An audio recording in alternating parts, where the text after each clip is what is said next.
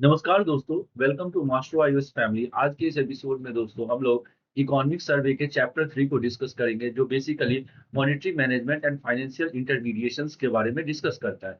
तो बेसिकली इस एपिसोड में दोस्तों हम लोग पिछले 1 ईयर में आरबीआई की मॉनेटरी पॉलिसी में क्या-क्या चेंजेस किए गए हैं उसको डिस्कस करेंगे।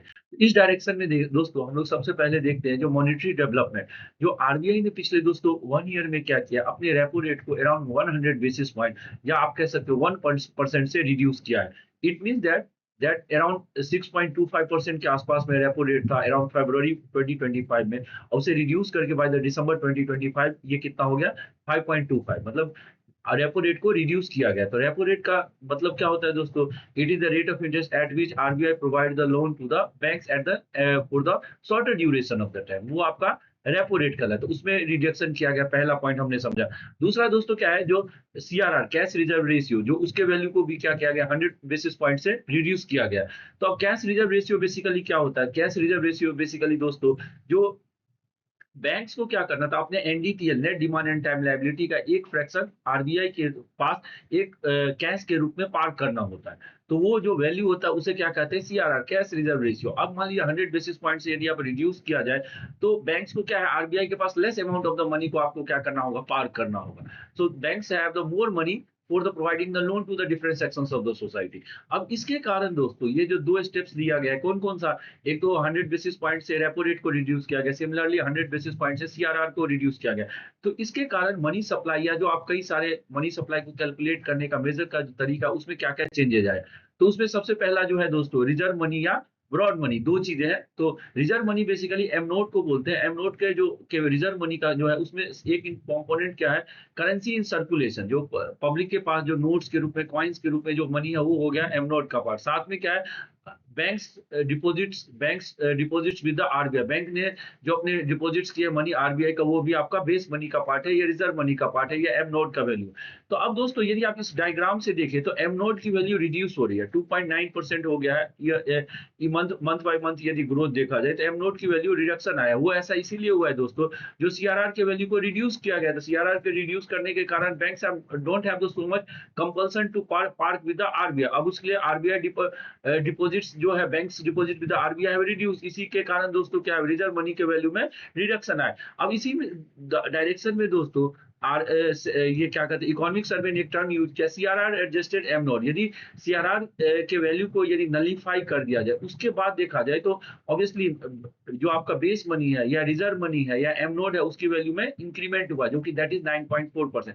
अब इसी तरह से थर्ड टर्म है दोस्तों, एम थ्री है। एम थ्री को बोला जाता है ब्रॉड मनी बोलते हैं, और ये M three is the actual measure of the money supply in the economy. और ये एम थ्री का वैल्यू में क्या होता है, जो आपका जो एम टू का वैल्यू आया, उसमें जो है आपका जो डिपॉजिट्स है, टाइम डिपॉजिट्स को ऐड कर दीजिएगा तो आपको क्या मिल जाएगा, एम थ्री का वैल्यू मिल जाएगा। तो उसके वैल्यू में क्या हुआ दोस्तों, इंक्रीमेंट हुआ। तो इसके कारण मनी सप्लाई इकोनॉमी में क्या होगा, इंक्रीमेंट होगा।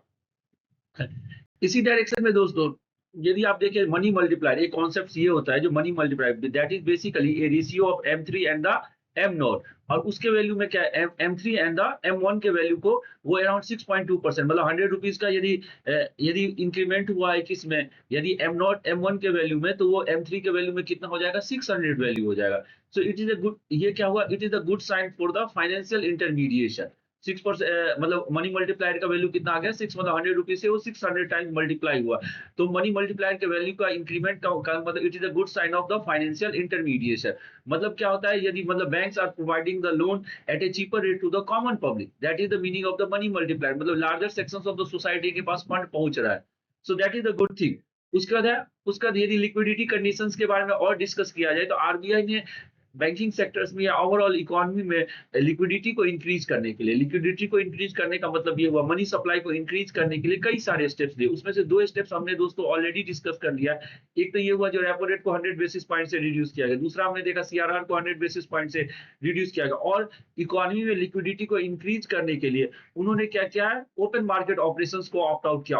ओपन मार्केट ऑपरेशन में उन्होंने सेल किया या परचेज किया दोस्तों, please right in the comment. यदि इकोनॉमी में लिक्विडिटी को इंक्रीज करना है तो तो ओपन मार्केट ऑपरेशंस के थ्रू आरबीआई क्या करेगी, परचेज करेगी या सेल आउट करेगी। तो दोस्तों यदि वो गवर्नमेंट सिक्योरिटी परचेज की तो उसके इक्विवेलेंट में मनी सप्लाई क्या हो जाएगा, इंक्रीज हो जाएगा। तो उन्होंने क्या किया, आरबीआई ने अराउंड 2.2 लाख करोड़ का गवर्नमेंट सिक्योरिटी को परचेज किया और उसके इक्विवेलेंट क्या हुआ, मनी सप्लाई को इकोनॉमी में इंक्रीज, ताकि लिक्विडिटी को इंक्रीज किया जा सके। तो उसका फोर्थ स्टेप लिया जो buy sell swap, RBI buy the, हाँ इसमें फॉर द टाइम बीइंग मतलब अराउंड 3 ईयर के लिए स्वैप रेशियो, स्वैप को क्या, स्वैप क्या होता है, आरबीआई ने बैंक्स के पास जो डॉलर पड़ा हुआ था वो डॉलर को परचेज किया, उसके बाद इक्विवेलेंट क्या किया गया, रुपी सप्लाई को बैंकों को प्रोवाइड किया। तो ऐसे में क्या है, आरबीआई ने क्या किया, डॉलर को सेल आउट किया और उसके डॉलर को सेल आउट किया और उसके इक्विवेलेंट रुपीस के सप्लाई को इंक्रीज किया है। तो आरबीआई ने दोस्तों there are multiple steps they have taken to increase the money supply in the economy. एक तो हो गया सीआरआर को रिड्यूस करना, फिर रेपो रेट को रिड्यूस करना, फिर ओपन मार्केट ऑपरेशंस में उन्होंने क्या किया, गवर्नमेंट सिक्योरिटी को परचेज किया, फिर उसके बाद इसी तरह से ये स्वैप रेशियो में क्या क्या डॉलर को उन्होंने परचेज किया और उसके इक्विवेलेंट रुपी बैंकों को प्रोवाइड किया। तो इस तरह से कई सारे स्टेप्स लिए हैं आरबीआई ने, जिसके द्वारा क्या हुआ है, जो money supply in the economy has increase. So these are the some of the points related to liquidity conditions due to the different steps taken by the RBI. अब दोस्तों, अब ये क्या हुआ, जो overall effect on the liquidity क्या हुआ, माने पूरे इकोनॉमी में इसके कारण जो ये जो चार स्टेप्स हमने दोस्तों डिस्कस किया, उसका असर क्या हुआ इकोनॉमी में। तो इसके लिए एक वर्ड इन्होंने यूज किया है, net position under the liquidity adjustment facility. Liquidity adjustment facility basically क्या होता है, आरबीआई जो repo rate, reverse repo rate, ये सब जो अलग अलग टूल्स यूज करता है ताकि मनी सप्लाई को इकोनॉमी में क्या किया जाए, कंट्रोल किया जाए या रेगुलेट किया जाए, वही आपका क्या कहलाता है, लिक्विडिटी एडजस्टमेंट फैसिलिटी। तो पूछा है जो नेट लिक्विडिटी एडजस्टमेंट फैसिलिटी क्या हुआ, तो उसके लिए होता है deposits with the RBI, borrowings from the RBI. तो ये ओवरऑल क्या वैल्यू है, deposits with the RBI increase हुआ, बोरोइंग कम हुआ है, क्योंकि दोस्तों क्या हो गया, जो चीपर रेट ऑफ इंटरेस्ट में मिल रहा है उसके बाद सीआरआर के वैल्यू को रिड्यूस किया है, कैसे, तो बैंक्स के पास अब एक्सेसिव क्या है, लिक्विडिटी है, तो वो अपने फंड को क्या करता है, जो आरबीआई के पास पार कर रहा है। तो ओवरऑल जो देखिए तो पॉजिटिव से क्या है, net net position under liquidity adjustment facility क्या है, पॉजिटिव, डिपॉजिट्स ज्यादा हुआ, बोरोइंग्स कम हुआ। तो ये सब कुछ कुछ चीजें हैं। अब दोस्तों इसी में क्या है, बिहेवियर्स ऑफ द बैंक्स, यहाँ पे दो टर्म उन्होंने यूज किया है, marginal standing facility and standing deposit facility. Marginal standing facility क्या होता है, जो कभी एक्सेप्शनल सिचुएशंस के लिए जो आरबीआई से बैंक्स लोन लेती है, दैट इज द कॉल, जिस रेट ऑफ इंटरेस्ट पे एक्सेप्शनल सिचुएशन के लिए, वो आपका क्या कहलाता है, मार्जिनल स्टैंडिंग फैसिलिटी। तो दोस्तों देखो, यदि फाइनेंशियल ईयर 2025 और 2026 में देखिए तो क्या मार्जिनल स्टैंडिंग फैसिलिटी की वैल्यू डिक्रीज हुई, क्यों डिक्रीज हुआ, क्योंकि बैंकों के पास खुद इतना ऑटोमेटिक लिक्विडिटी है, जो उन्हें अब access fund from the RBI की रिक्वायरमेंट नहीं है, overall liquidity in the economy is more, तो इसलिए मार्जिनल स्टैंडिंग फैसिलिटी की वैल्यू का डिक्रीमेंट हुआ। और उसका second is the SDF, standing deposit facility, जो आजकल बैंक्स क्या कर रही है दोस्तों, या आरबीआई ने ये पॉलिसी लाया है, जो रिवर्स रेपो रेट की जगह किसको यूज किया जाता है, स्टैंडिंग डिपॉजिट फैसिलिटी। और स्टैंडिंग डिपॉजिट फैसिलिटी की जो वैल्यू है दोस्तों, वो क्या हुआ, इंक्रीज हुआ, क्योंकि बैंकों के पास अब एक्सेसिव मनी है, एक्सेसिव फंड है, तो वो जो एक्स्ट्रा फंड है वो क्या करती है, आरबीआई के पास पार्क कर देती है, ताकि एक फिक्स रेट ऑफ इंटरेस्ट से उन्हें कुछ पैसा मिले। तो that is standing deposit facility की वैल्यू इंक्रीज हो रही है और मार्जिनल स्टैंडिंग फैसिलिटी की वैल्यू डिक्रीज हो रही है। तो ऑटोमेटिकली ये किस चीज को डिफाइन करता है, जो there is overall liquidity in the banking sector. अब दोस्तों इसी से रिलेटेड एक टर्म यूज किया जाता है, पॉलिसी कॉरिडोर। पॉलिसी कॉरिडोर का मतलब क्या होता है दोस्तों, यदि आप इस डायग्राम को यदि ध्यान से देखें तो अपर साइड में क्या है, अपर साइड में आप देखें तो मार्जिनल स्टैंडिंग फैसिलिटी है, एमएसएफ, और लोअर साइड में क्या कहलाता है आपका, कौन सा है आपका, है ये स्टैंडिंग डिपॉजिट फैसिलिटी। ऊपर साइड में मार्जिनल स्टैंडिंग फैसिलिटी, जिस रेट ऑफ इंटरेस्ट पे RBI on the overnight basis loan provide करती है बैंक्स को, वो आपका मार्जिनल स्टैंडिंग, वो 0.5% ज्यादा होता है किससे, रेपो रेट से। और स्टैंडिंग डिपॉजिट फैसिलिटी हुआ जिस रेट ऑफ इंटरेस्ट पे बैंकों को मिलता है आरबीआई से, जब एक्सेसिव फंड को बैंक्स क्या करती है, पार करती है आरबीआई, जस्ट अपोजिट, जस्ट क्या है, ये रिवर्स रेपो रेट के बदले में यूज किया जाता है आजकल क्या, स्टैंडिंग डिपॉजिट फैसिलिटी। तो स्टैंडिंग डिपॉजिट फैसिलिटी, हाँ स्टैंडिंग डिपॉजिट फैसिलिटी, और यदि रिवर्स रेपो रेट देखें तो इसमें क्या है, आरबीआई का इनको गवर्नमेंट सिक्योरिटी पेपर नहीं मिलता है, स्टैंडिंग डिपॉजिट फैसिलिटी। तो ये जो अपर एंड और लोअर एंड है दोस्तों, यही क्या कहलाता है, ये जो स्प्रेड है, इसी को क्या बोला जाता है, पॉलिसी कॉरिडोर। पॉलिसी कॉरिडोर का मतलब अपर एंड आपका हो गया आपका marginal standing facility, lower and हो गया स्टैंडिंग डिपॉजिट फैसिलिटी, और मिडिल जो हो गया वो आपका हो गया रेपो रेट। यही जो पूरा कंपोनेंट है, यही क्या कहलाता है दोस्तों, पॉलिसी कॉरिडोर। अब इसी पॉलिसी कॉरिडोर से रिलेटेड एक टर्म यूज किया जाता है, वेटेड एवरेज कॉल रेट।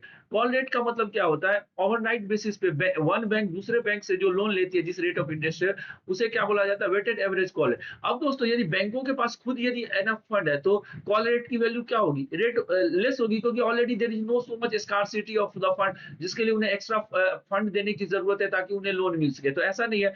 तो वेटेड एवरेज कॉल रेट की वैल्यू क्या है, वो अराउंड मॉनेटरी पॉलिसी या रेपो रेट के अराउंड ही है, या उसे 0.8% लोअर है। तो ये किस चीज को सिग्निफाई करता है दोस्तों, इसका मतलब करता है जो there is enough liquidity in the economy, साथ साथ क्या है, there is a complete transmission of the monetary policy. यदि रेपो रेट को यदि आरबीआई ने रिड्यूस किया है तो ऑब्वियसली क्या है, इसका मतलब ये हुआ जो बैंकों ने भी दूसरे बैंक्स को या कस्टमर को जिस रेट ऑफ इंटरेस्ट पे मिलता है या तो उसी पे मिल रहा है या उसे चीपर रेट ऑफ इंटरेस्ट में मिल रहा है। तो that is also a sign of the complete transmission of the monetary policy. लेकिन दोस्तों आप लोग ने कई बार देखा होगा there is incomplete transmission of the money. RBI ने तो रेपो रेट को रिड्यूस कर दिया, लेकिन banks are not ready to reduce the repo rate. लेकिन इस केस में ऐसा नहीं है। तो दोस्तों ये पूरा सिचुएशन से हमें क्या समझता है, there is enough liquidity in the banking sector, और साथ में क्या हो रहा है, जो अवेटेड एवरेज जो आपका कॉल रेट है उसकी भी वैल्यू अराउंड रेपो रेट है, and that is the significance of the complete transmission of the monetary policy. इन सब चीजों के बारे में